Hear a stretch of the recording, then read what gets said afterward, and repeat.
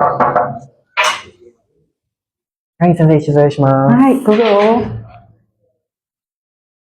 ママはい先生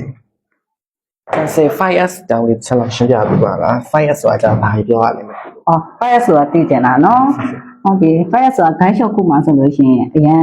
်သိတဲ့ဟာပေါ့နော်အဲ 5S ဆိုတာကသူတွေကဘယ်ဟာလဲဆိုလို့ရှိရင် S5 ခုပေါ့နော်ဆယ်ရီဆယ်သွန်းဆယ်ဆိုဆယ်ခတ်ဆိုရှူကန်ဆိုတော့အကုန်လုံးရဲ့အရှိမဆိုလို့ရှိရင် S တွေပါတယ်လေအဲ့ဒါကြောင့်5ခု S တွေရှိကြမှာ 5S လို့ခေါ်လိုက်တာပေါ့နော်အဲ့ဒါမှဆယ်ရီဆိုလို့ရှိရင်တော့ဘယ်လိုအဓိပ္ပာယ်မျိုးလဲဆိုတော့ပစ္စည်းတွေကိုလိုအပ်တဲ့ဟာနဲ့မလိုအပ်တဲ့ဟာနဲ့ခွဲမယ်ခွဲပြီးတော့မလိုအပ်တဲ့ဟာကိုလွတ်ပြမယ်အဲ့ဒါဆိုတော့ဆယ်ရီပဲဒီပြီနော်ဟုတ်ပြီနောက်တစ်ခါကျတော့ဆယ်သွန်းဆိုလို့ရှိရင်တော့ပစ္စည်းတွေပါလေဆိုပြီးထားမယ့်နေရာတတ်မှတ်လိုက်မယ်တတ်မှတ်လိုက်ပြီးတော့အဲ့ဒီတကယ်လို့ပေါ့နော်အဲ့ပစ္စည်းတွေပါလေပေါ့ဂိုင်းရှော့ကုမှဆိုလို့ရှိရင်အိုးတွေဖတ်တွေကိုသုံးဝိုက်ဆိုလို့ရှိရင်အတတ်မှတ်ထားတဲ့နေရာမှာပဲပြန်ထားတာအဲ့ဒါဆယ်သွန်းဟုတ်ပြီနော်အဲ့ဆယ်ဆိုဆိုတာကတော့ဒီအဲဆယ်တော့ခေဟွန်းလို့ပြောတဲ့အတွက်ကြောင့်မလို့ဒီကျမတန်ရှင်းအတွက်ကတကယ်အခြေခံအဲ့ဒါဘာလဲဆိုလို့ရှိရင်မြင့်တတ်မြင်လို့ရှိရင်အကုန်လုံးတန်ရှင်းမယ်စီကြုံမယ်ခုံမမအမြင့်ကျွတ်ပြီဆိုချက်ချင်းတုတ်လိုက်တာအဲ့ဒါမျိုးဒီကျမ်းမြတ်မှာအမှိုက်တွေ့ပြီဆိုလို့ရှိရင်ချက်ချင်းကောက်ပြီးတော့လွတ်ပြတာမျိုးအကျက်စီလဲတာမျိုးအဲ့ဒါမျိုးကိုစေဆိုလို့ခေါ်တယ်ဟုတ်ပြီနောက်တစ်ခုကကြတော့စေခက်ဆုဆိုတာကအပေါ်မှာရှိတဲ့ဆယ်ရီဆယ်သွန်းဆယ်ဆုအဲ့ဒီသုံးခုကိုတေးသေးချာလေးလာပြီးတော့တေးချာလိုက်နာပြီးတော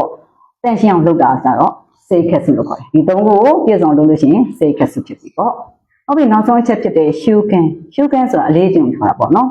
်အဲ့တော့ဒီအပေါ်ကပြောတဲ့ဆယ်ရီဆယ်သွန်းဆယ်ဆုစေခက်ဆုဒီကိုဆိုလို့ရှိရင်အလေးကျင့်ဖြစ်အောင်လို့လုပ်ထားမှာအခုမှဆိုပါတော့မောင်ကစီနီယာဖြစ်ပြီဆိုလို့ရှိရင်နောက်အသက်ဝယ်လာတဲ့ဂျူနီယာလေးကိုဆိုလို့ရှိရင်ဒီ restaurant မှာဆိုလို့ရှိရင်တော့ဒီလိုမျိုးလုပ်ရမယ်နော်ဆိုတဲ့အလေးကျင့်ကောင်းကြီးဖြစ်အောင်လို့လုပ်ပေးတာသင်ပေးတာကိုကြတော့ရှုကန်လို့ခေါ်တယ်ဒီဟိုစားပေါ့နော်ဒီ restaurant မှာရှိတဲ့ဝန်ထမ်းတွေကဆိုလို့ရှိရင်အဲ့အလေးကျင့်အတိုင်းနဲ့အကုန်လုံးဖြစ်အောင်လုပ်တာဆိုလို့ရှိရင်ရှုကန်လို့ခေါ်တယ်နားလည်လားမသိဘူး 先生はいနော်နားလည်လားရှိသေးလားမသိဘူး နားလည်ပါပြီ先生ဟုတ်ပြီနော် 先生はいနော်ဒါဆိုလို့ရှိရင်တော့ 5S အကြောင်းကိုတည်တည်ချာချာသိပါပြီတကယ်ကြလို့ရှိရင်လိုက်နာပြီးတော့တည်တည်ချာချာတမက်ရှင်းရှင်းဖြစ်အောင်လုပ်ကြမယ်နော် はい先生はいはい先生လက်ရှိကဒီစာအုပ်ရဲ့အနောက်ကျောတွေကိုပဲတင်နေရဆိုတော့ဒီဖတ်စာကိုအဖုံးမှရှိရပေါ့နော်ဒီဟာလေးရဲ့အတိတ်ပဲလို့တော့သိချာမသိဘူးပေါ့နော်先生အဲ့ဒါရှင်းပြပေးပါလားဟုတ်ပြီနော်ဟုတ်တယ်ဒိုင်းလျှောက်ကိုစာအုပ်ရဲ့ရှေ့ဖုံးကရေးထားတဲ့ဟာလေးပေါ့နော်ကိုတင်တဲ့စာအုပ်ရဲ့အကြောင်းကိုသိထားဖို့လိုတယ်လေကောင်းတာပေါ့မမောင်ရှင်းပြပေးမယ်နော်အဲ့တော့ဒီအပေါ်ဆုံးမှာရေးထားကတခုတေဂီနိုအီချီကိုတခုဆိုအထူပြောတာနော်တခုတေဆိုအထူပြောတာဂီနိုဆိုနည်းပညာကျွမ်းကျင်မှုအီချီကိုဆိုနံပါတ်1အဲ့တော့အထူနည်းပညာကျွမ်းကျင်မှုနံပါတ်1ပေါ့နော်ဟုတ်ပြီနောက်တစ်ခုကကြတော့ဂိုင်းရှော့ခုပြောဂိုင်းရှော့ခုဆိုတော့သိထားပြီးသားဖြစ်မယ်နဲ့တူစားတောက်ဆိုင်ဆိုတော့အဲ့တော့ဂီယောဆိုလုပ်ငန်းစားတောက်ဆိုင်လုပ်ငန်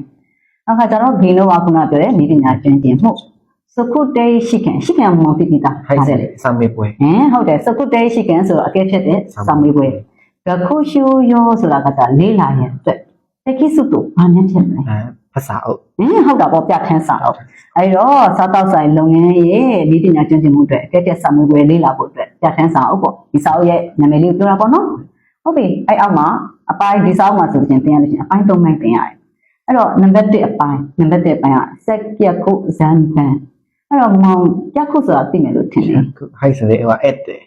ဟုတ်တာပေါ့ဧည့်သည်အဲ့တော့စက်ပြက်ခုဆိုတာကဧည့်သည်ဝန်ဆောင်မှုဇန်ပန်ဆိုတာခြုံငုံလေးလာအဲ့တော့စားတောက်ဆိုင်လုပ်ငန်းလုပ်ပြီးဆိုလို့ရှိရင်ဧည့်သည်တွေဝန်ဆောင်ပေးရမယ်လေအဲ့တော့အဲ့ဧည့်သည်ဝန်ဆောင်ပေးဖို့အတွက်ကိုခြုံငုံလေးလာမယ်တဲ့ပထမအပိုင်းကဟုတ်ပြီဒုတိယအပိုင်းခန်းခိုးဆိုတာမောင်တီတီတာကျမ်းမ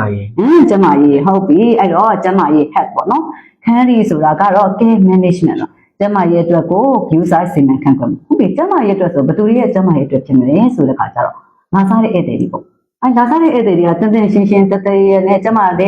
န်ရှင်းတဲ့အစားအသောက်ကိုစားတောက်နိုင်မှုအတွက်စီမံခန့်ခွဲပြရမယ်လေအဲ့တော့အစားအသောက်တွေကတန်ရှင်းဖို့လိုတယ်နောက်ပြီးတော့ဘာလဲလိုလဲဆိုလို့ရှိရင်ဆန်ရဲ့အတွင်းအပြင်အကုန်လုံးတန်ရှင်းဖို့လိုတယ်လေအဲ့တော့ကိုစီမံခန့်ခွဲဖို့အတွက်ကို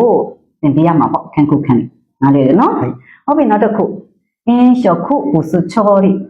ီအင်းဆိုတဲ့ခန်းကြီးလေးမောင်သိတယ်လို့ထင်တယ်ဟိုက်စလေဟိုပေါ့တောက်တဲ့ခန်းကြီးဟုတ်တယ်နော်နိုမီမတ်နိုမူရဲ့ခန်းကြီးဟုတ်ပြီရှော့ခုရဲ့ခန်းကြီးလေးရောစားတဲ့ခန်းကြီးဟုတ်တယ်ရှော့ခုရဲ့ခန်းကြီးလေးဒါပဲတို့ရဲ့ခန်းကြီးလေးအဲ့ဘူစုကဟောဘူစုကကျဝန်ဆောင်မှု မိုနိုနော်အန်ဖတ်တော့ဟာအဲ့တော့မိုနိုဆိုတဲ့ခါကျတာပဲမိုနိုလုံးပြီးမိုနိုအန်ဖတ်တော့တင်ပြီးလေဘာလဲလေ စားတော့တာ စားစရာတောက်စရာလေဟုတ်ပြီအဲ့တော့အင်းလျှော်ကုပုစုဆိုတော့အစားတောက်စီပေါ့ချောရီဆိုတာချက်ပြုတ်ပြင်ဆင်ခြင်းအဲ့တော့နောက်ဆုံးထပ်ကျတော့အစားအသောက်တွေကိုချက်ပြုတ်ပြင်ဆင်ခြင်းအဲ့ဒီ၃ပိုင်းကိုလေ့လာရမယ်တဲ့နော်ဒါကလေ့လာမယ်အပိုင်း၃ပိုင်းပြောထားတာဟုတ်ပြီဒီခလေဟာအကြီးကြီးပဲရေးထားတယ်ဂိုင်းလျှော်ခုပြောအဲ့တော့ဂိုင်းလျှော်ခုပြောဆိုတာဘာတိတ်ပဲတဲ့ စားတော့ဆိုင် စားတောက်ဆန်လုပ်ငန်းဟုတ်ပြီ